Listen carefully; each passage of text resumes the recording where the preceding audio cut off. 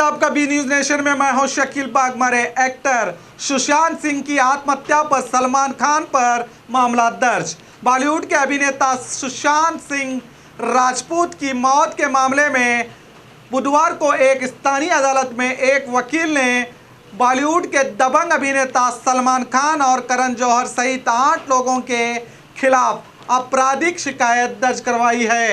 Advocate Sudhir Kumar Ojha ने अदालत में दायर अपनी शिकायत में आरोप लगाया कि इन 8 ने सुशांत को एक साजिश के तहत आत्महत्या करने के लिए मजबूर किया।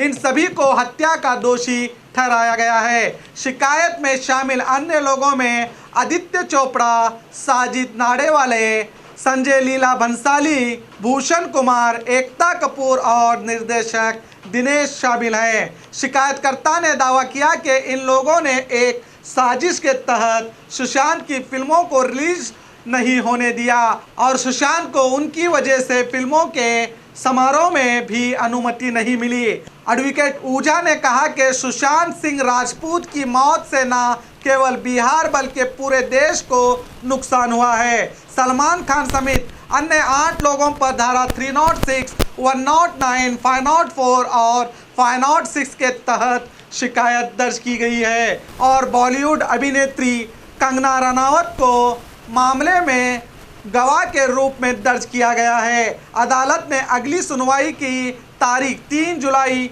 मुकर्रर की है। अब इन सभी 8 पर तो सुशांत को आत्महत्या के लिए उकसाने का आरोप लगा है।